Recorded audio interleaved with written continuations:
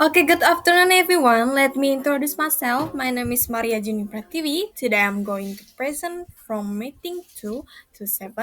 I will begin to the presentation. The first one about peran uang dan bank dalam perekonomian modern. Here it is. Next. Oke, the first point, apa sih uang itu? Nah, jadi uang itu merupakan alat buat pembayaran yang sah dan efisien yang diterima oleh seluruh masyarakat di seluruh dunia. Next. Nah, selanjutnya itu ada fungsi uang. Yang pertama, fungsi asli. Uang sebagai alat tukar itu untuk memperoleh barang atau jasa gitu ya. Lalu sebagai satuan hitung itu untuk mengukur atau menilai suatu barang.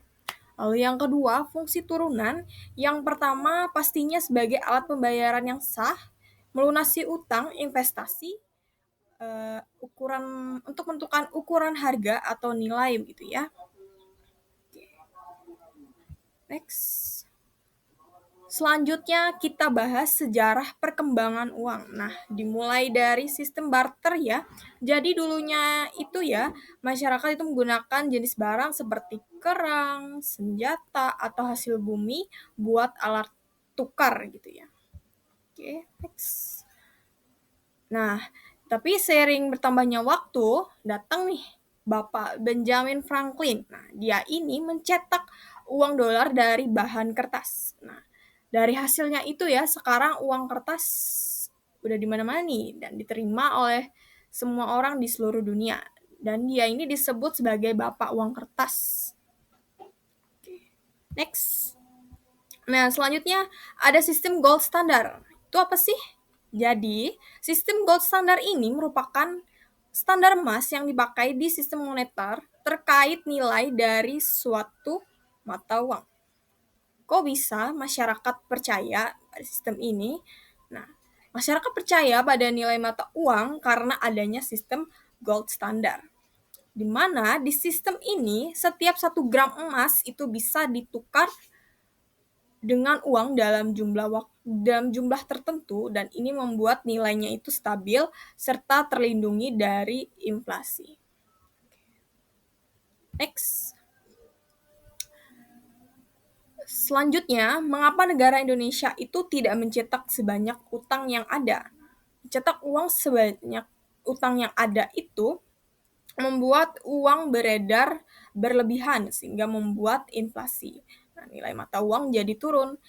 Karena banyaknya uang, jumlah barang dan jasanya itu tetap, tapi permintaan yang meningkat. Nah, maka dari itu harga jadi naik karena barang dan jasa terbatas. Permintaan meningkat jadi inflasi. Lalu gara-gara itu ekonomi jadi terganggu. X. Selanjutnya ada jenis-jenis uang. Jenis yang pertama berdasarkan bahan pembuatannya. Itu misalkan uang kertas itu dari kertas, uang logam itu dari logam. Lalu jenis kedua berdasarkan lembaga yang mengeluarkannya. Misal uang kartal itu dikeluarkan oleh Bank Indonesia berupa uang kertas dan uang logam gitu ya. Dan uang giral dikeluarkan oleh Bank Umum itu berupa cek, giro, dan transfer gitu ya. Next. Selanjutnya peran bank dalam perekonomian. Yang pertama, penyediaan akses permodalan membantu UKM. Nah, singkatnya, bank memberikan kredit gitu ya untuk membantu UKM membangun atau mengembangkan usahanya. Next. Yang kedua, mendukung pembiayaan proyek pemerintah. Itu kayak bank memberikan pinjaman buat keperluan pembangunan proyek infrastruktur atau bangunan gitu ya. Pembangunan kayak jalan. Next.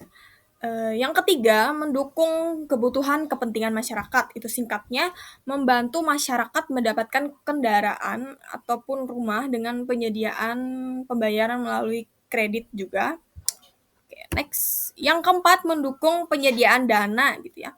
Untuk sektor-sektor yang ada baik di industri, dagang, ataupun jasa. Sama juga ya, bank ngebantu penyediaan dana itu lewat kredit. Next. Yang kelima, penyediaan layanan digital e-wallet.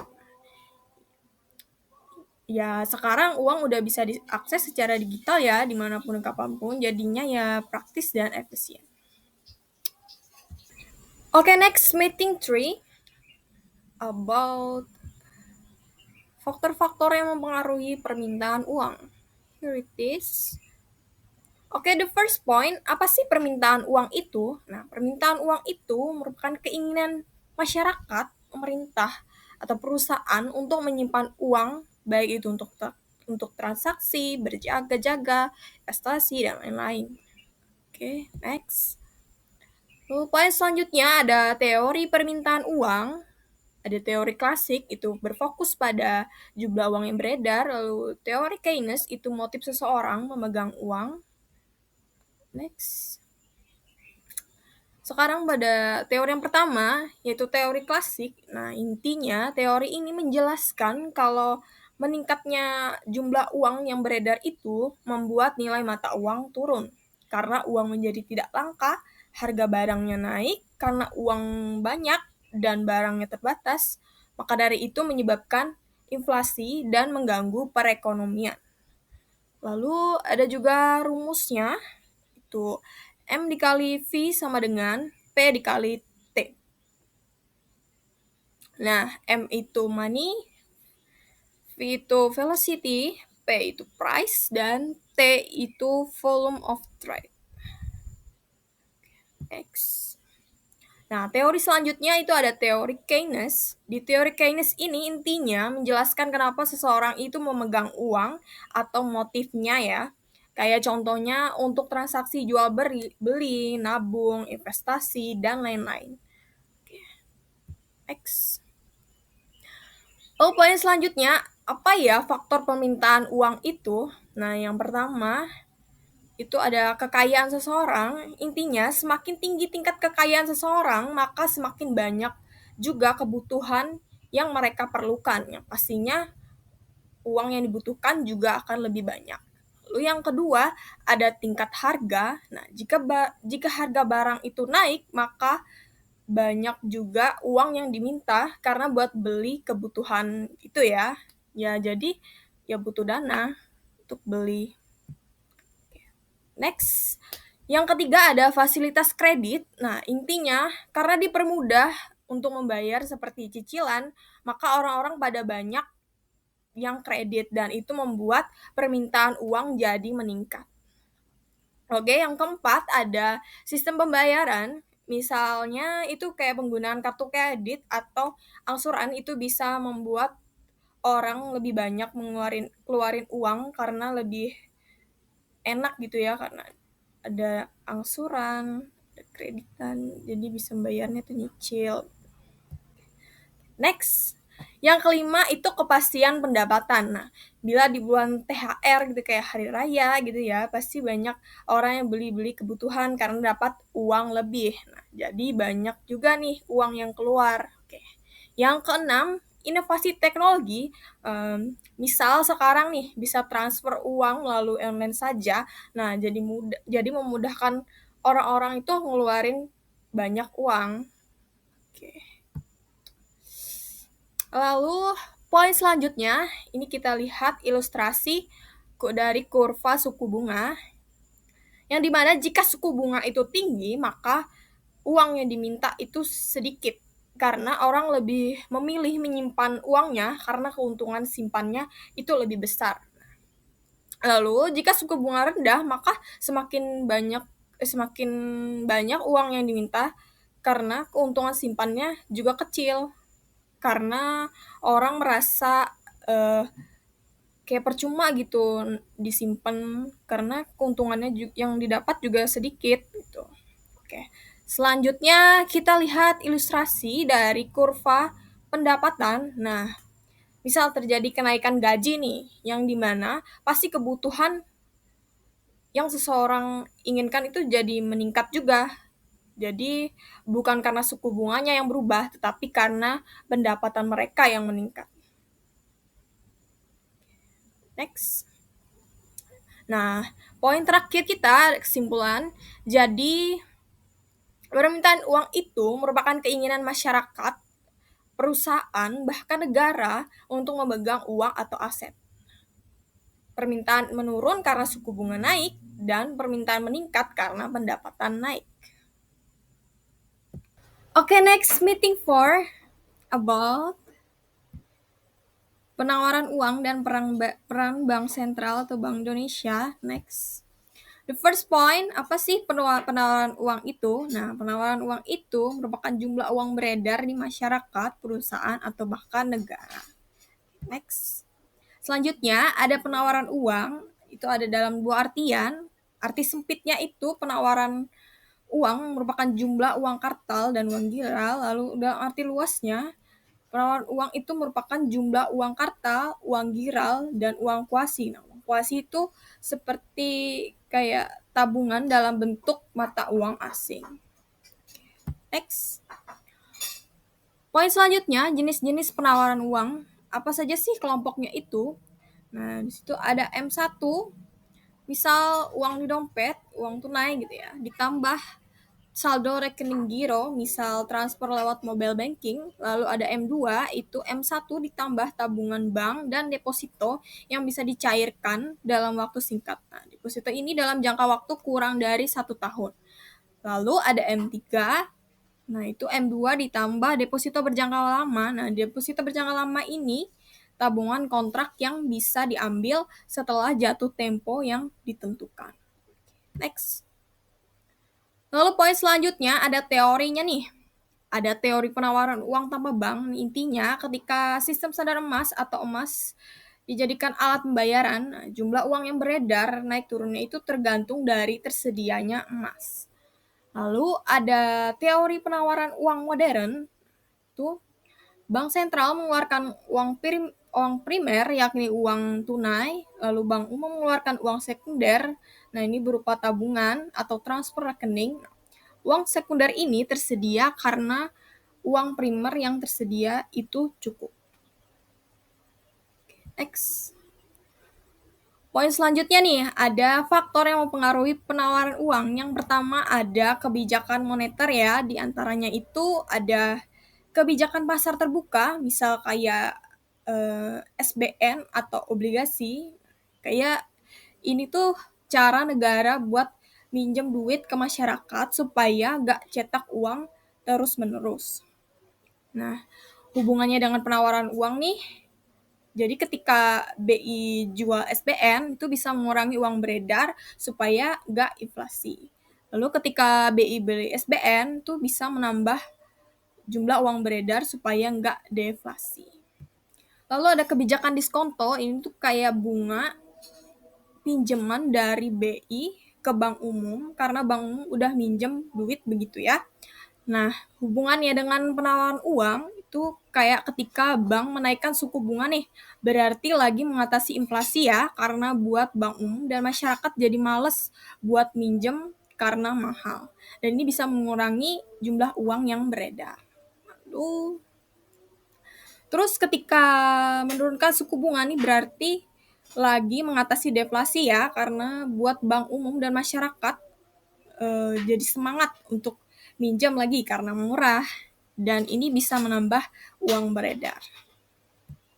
Terus kebijakan cadangan kas. Nah, jadi cadangan kas ini bersifatnya wajib ya, kayak sebagian dana nasabah itu wajib disimpan di BI, misal minimal 20%, ini minimal 20% atau lebih ya. Kenapa wajib disisihkan? Nah, itu karena bank itu buat jaga-jaga aja, misal ada nasabah mau narik semua duitnya, jadi nggak terlalu beban buat bank umum. Ini bisa disebut giro wajib minimum atau GWM. Oke. Dana wajib ini dinaikkan berarti uang buat dipinjemin ke masyarakat jadi sedikit. Artinya bank lagi ngatasin inflasi buat ngurangin jumlah uang beredar. Nah, kalau diturunin berarti uang buat pinjaman banyak jadi longgar. Nah, artinya bank ini tuh lagi ngatasin deflasi buat nambah jumlah uang beredar. Lalu ada kredit selektif atau kredit buat para pelaku usaha, ini sifatnya fokus ke sektor tertentu aja ya, buat perbaikan yang mana yang lebih banyak membutuhkan dana buat seimbangin pasokan barang atau jasa. Nah, itu untuk menekan inflasi juga. Kredit longgar itu kredit dengan DP murah. Buat para pelaku usaha tertarik buat minjem buat dana usahanya gitu ya. Dengan ini ekonomi tumbuh dan deflasi teratasi. Lalu ada cetak uang dan menarik uang. Nah, hubungan dengan penawaran itu ketika BI cetak uang berarti lagi nambah uang yang beredar buat ngatasin deflasi. Nah, lalu ketika menarik uang beredar itu kayak bisa lewat penukaran uang rusak. Nah, itu buat ngurangin uang beredar buat ngatasin inflasi. X. Selanjutnya ada tingkat pendapatan masyarakat. Nah, semakin tinggi gaji, semakin banyak jumlah uang yang beredar gitu ya. Lalu selanjutnya tingkat harga itu ketika biaya produksi naik, harga barang juga naik. Atasinya dengan kebijakan yang sudah dijelaskan tadi, misal dengan menaikkan suku bunga naik, pinjaman mahal. Masyarakat atau pengusaha jadi enggan untuk minjem. Lalu permintaan atau harga turun, nah inflasi terkendali atau ngurang uang yang beredar, gitu juga selera masyarakat yang mengaruhi penawaran uang. Jika seleranya naik, maka harga barang atau jasa juga naik. Cara mengatasinya itu dengan cara menaikkan suku bunga, pinjaman jadi mahal, masyarakat atau pengusaha jadi enggan minjam, lalu permintaan atau harga turun, nah inflasi jadi terkendali atau ngurangin uang yang beredar. Okay. Next. Lalu ketika produksi meningkat yang tidak diimbangi dengan jumlah uang beredar, itu bisa diatasin dengan bank menurunkan suku bunga atau giro wajib minimum agar masyarakat itu tertarik nih buat minjam uang dan inflasi juga terjaga. Lalu anggaran yang dianut ini kayak cara pemerintah buat nutup defisit atau pengeluaran negara dengan cara BI terbitkan SBN agar jika inflasi masyarakat atau bank umum ini membeli SBN uangnya buat disimpan karena bunganya lebih tinggi. Nah, uang beredar jadi kurang.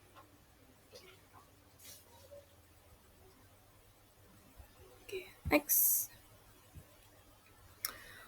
Oke, poin selanjutnya kita lihat ilustrasi di gambar itu ya. Itu pergeseran kurva ke kiri artinya uang berkurang. Bergeser ke kanan artinya uang bertambah. Artinya dengan asumsi permintaan uang tetap, maka bank sentral bisa fokus ke penawaran uang ya. Karena agar sesuai dengan kebutuhan masyarakat. Bisa dengan menaikkan atau menurunkan penawaran uang, misal lewat operasi pasar terbuka, suku bunga, atau cadangan kas wajib. Agar uang tidak berlebihan buat cegah inflasi dan uang tidak kekurangan buat cegah deflasi.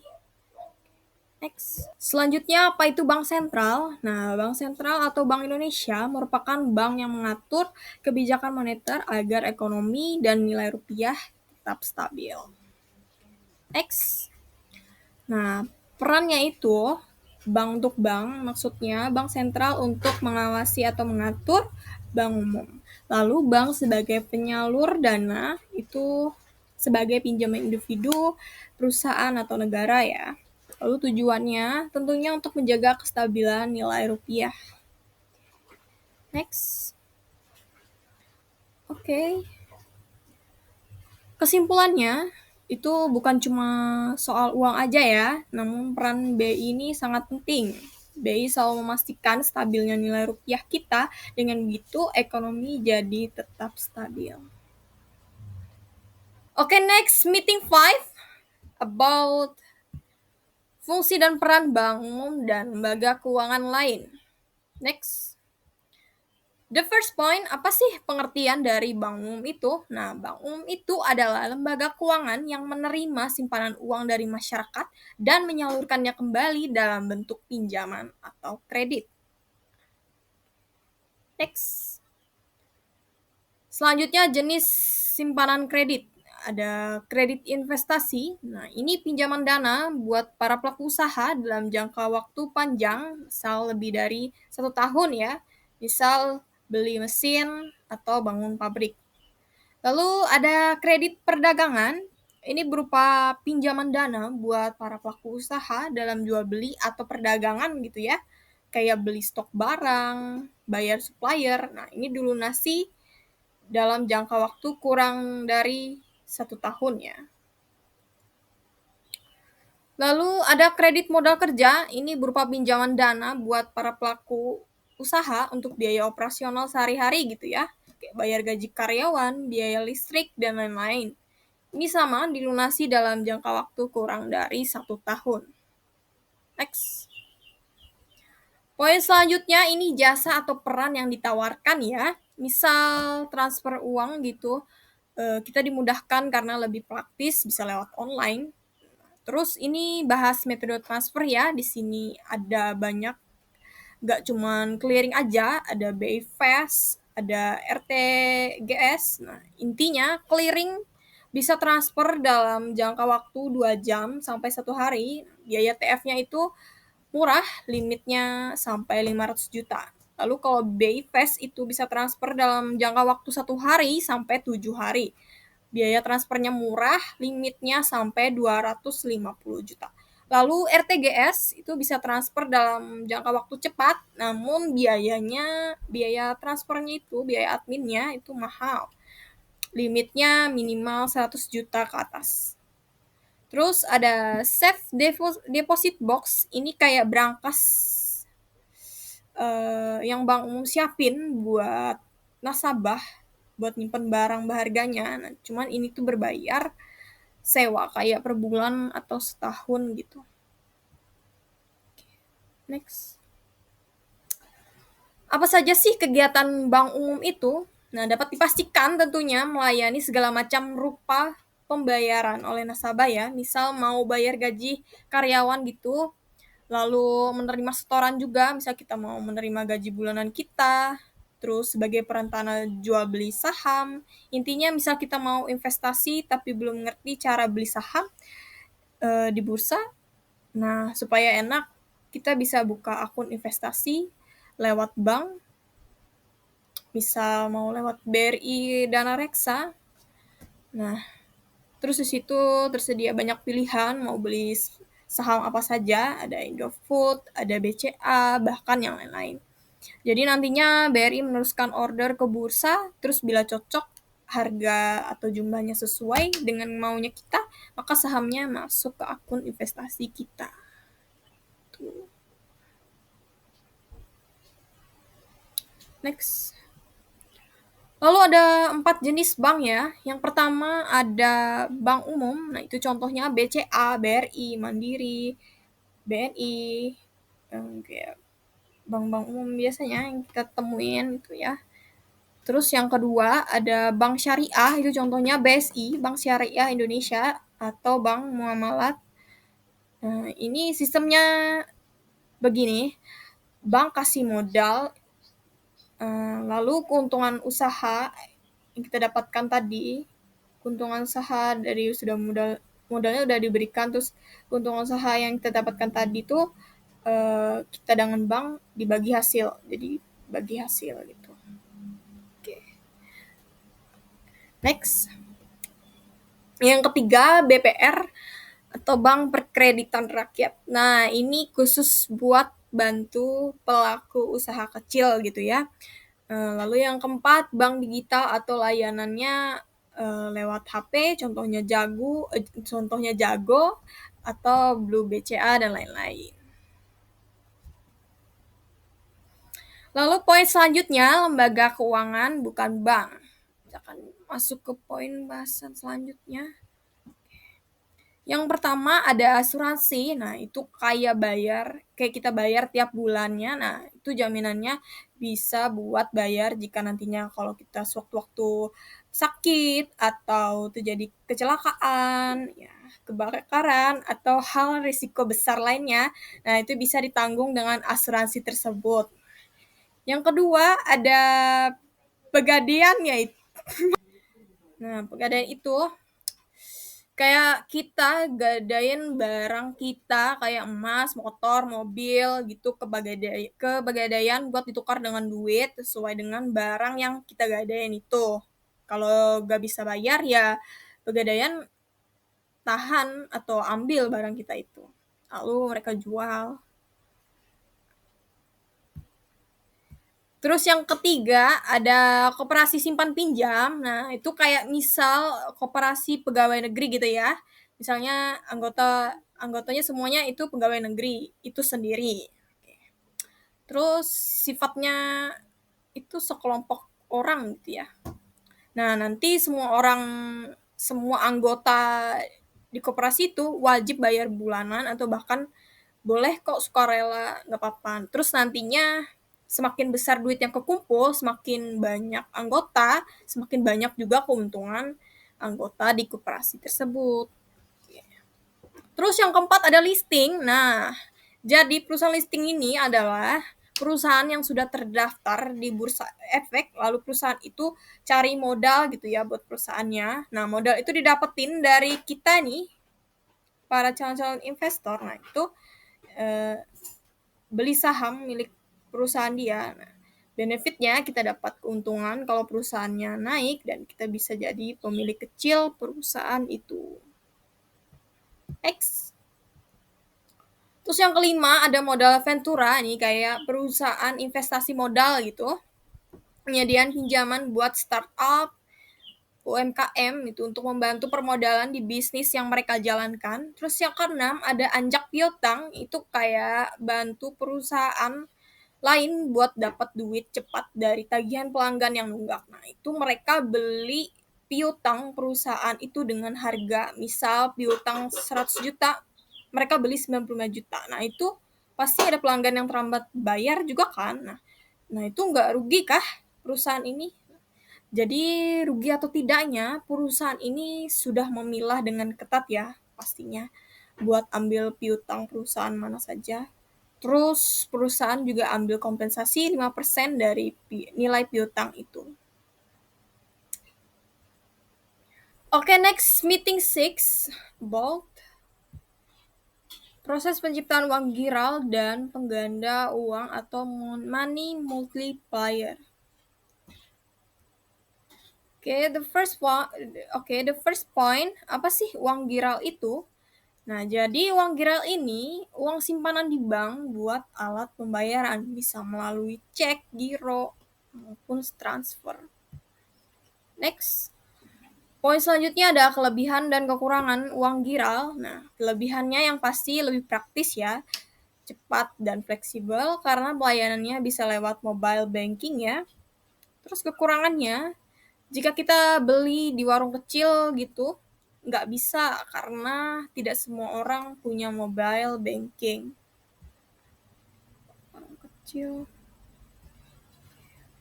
Selanjutnya, poin penjabaran dari gimana sih uang itu berganda atau money multiplier ini. Nah, di sini ada gambaran ilustrasi, misal saya, nasabah A, nabung ke Bank A sebesar 1 juta rupiah. Nah, Bank A wajib simpan 20% sebesar 200 ribu. Sisanya 800 ribu. Bisa dipinjamin ke nasabah lain. Lalu nasabah B dapat pinjaman sebesar 800 ribu, uangnya muter. Nasabah B bayar ke toko atau orang lain.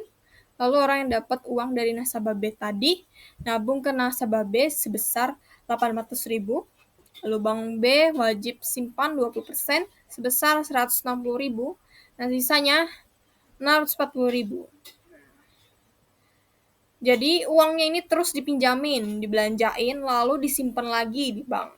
Akhirnya ini terjadilah proses berulang ya, menghasilkan peningkatan jumlah uang giral. Dari awal jumlah yang di sektor, nah ini disebut money multiplier atau multiplier effect. Sampai uang kita yang semua 1 juta tadi bisa jadi 5 juta karena multiplier efek ini. Dengan rumusnya 1 dibagi cadangan wajib tadi, hasilnya 5. Nah, 5 ini proses berulang tadi hingga dapat 5 ini. Terus dana awal tadi dikali dengan money multiplier jadinya sebesar 5 juta. Jadi duit saya dari 1 juta tadi berganda atau bertambah menjadi 5 juta. Next. Terus kenapa ya bank cuma pinjamin 80% aja? Jadi multiplier efek ini tergantung dari semakin kecil cadangan yang kita simpan, maka efek pengganda uang atau multipliernya akan semakin besar. Namun ada aturan oleh bank sentral dalam giro wajib minimum, dia itu menetapkan cadangan wajib minimal 20%, itu tidak boleh kurang tetapi boleh lebih, misalnya 20, misalnya 25, 30 itu boleh.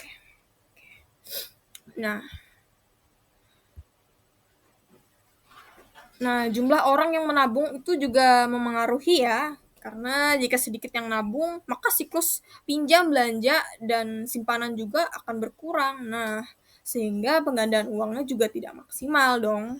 Oke. Next. Nah, ini ada contoh dengan menggunakan rumus multipliernya ya. Contoh lagi, misal kenaikan gaji saya itu $20, terus uang saya bagi jadi $15 buat makan, jajan. Lalu $5 saya tabung nih. Terus buat perhitungan pendapatan yang saya keluarkan buat konsumsi, $15 dibagi $20 jadi $0,75. Terus buat perhitungan juga buat uang yang ditabung $5 tadi dibagi dengan $20 jadi $0,5. Nah, jadi total perubahan pendapatannya sebesar 1 jika keduanya bahkan. Lalu ya selanjutnya pakai rumus multipliernya dibagi 1 tadi dibagi rumusnya 1 dibagi 1 dikurang banyak pendapatan konsumsi kita tadi, hasilnya itu 4. Lalu total uang yang digandakan sebesar $60 dari perkalian antara pengeluaran awal dan multipliernya. Next. Oke, the last point, kesimpulannya, jadi uang giral itu saldo yang bisa dipakai buat alat pembayaran. Uang bisa muter karena ada proses berulang tadi seperti siklus pinjam dan siklus pinjam, belanja, dan simpanan. Dari multiplier ya. Multiplier. Okay, next meeting 7 and the last one about pengertian, tujuan, dan fungsi bank sentral. Okay, next. The first point, apa sih bank sentral itu? Jadi, bank sentral atau Bank Indonesia ini merupakan induk dari semua bank umum yang ada di Indonesia, yang mengatur dan menjaga stabilitas nilai rupiah kita. Next. Lalu apa sih tujuan dan fungsi dari bank sentral? Nah, tujuan dan fungsinya yang pasti menjaga kestabilan nilai rupiah dengan memperhatikan keadaan inflasi, lalu memastikan jika impor tidak lebih besar daripada ekspor supaya mata uang kita tidak melemah. Next.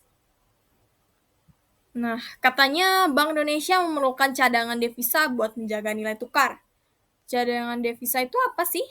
Nah, jadi cadangan ini bisa berupa dolar ya. Ini penting banget buat bayar utang negara, menjaga nilai tukar rupiah, lalu sebagai pegangan negara dari krisis ekonomi. Nah, cadangan ini dipegang tentunya oleh Bank Sentral. Nah, di Indonesia sekarang sebesar 157,1 miliar ya. 157,1 miliar. Nah, cadangan devisa ini diperoleh dari kayak wisatawan asing yang berlibur ke Indonesia. Nah, ini dapat menambah cadangan devisa negara itu dalam bentuk valuta asing atau mata uang negara lain. Terus ekspor barang dan jasa yang menghasilkan valuta asing atau mata uang negara lain. Lalu investor asing juga. Next. Oke, lalu poin selanjutnya atau alat instrumen kebijakan moneter bank sentral, ada 4 kebijakannya. Langsung saja pada bahasan yang pertama, yaitu kebijakan politik diskonto. Jadi bank itu harus pintar melihat kondisi inflasi atau deflasi, meskipun tidak ada yang tahu persis nih titik keseimbangannya itu bagaimana. Tapi harus bisa menilai, misal saat inflasi naik, maka suku bunga itu dinaikkan. Lalu saat deflasi naik, nah suku bunga itu diturunkan. Oke. Lalu yang kedua, ada kebijakan operasi pasar terbuka. Nah, karena operasi pasar terbuka ini sifatnya jual beli obligasi atau surat berharga gitu ya. Jadi harus pinter melihat kondisi di mana saat inflasi bank bisa menjual surat berharga kepada masyarakat. Eh, dengan begitu kan orang simpan duit tuh karena menganggapnya lebih untung dari pembelian SBN gitu ya. Terus membeli surat berharga dari masyarakat untuk mengatasi deflasi, untuk mengurangi jumlah uang yang beredar. Next. Yang ketiga ada kebijakan giro wajib minimum. Nah, begitu juga giro wajib minimum ini ya, jika ada inflasi bisa naikkan giro wajib minimumnya, misalnya 20%, nah itu dinaikkan menjadi 30% sehingga uang yang dipinjamkan itu bisa berkurang karena semakin besar giro wajib minimumnya. Jadi orang enggan untuk nabung. Terus sebaliknya, jika terjadi deflasi, pemerintah akan menurunkannya menjadi 20%. Dengan begitu uang yang beredar bisa beredar lebih.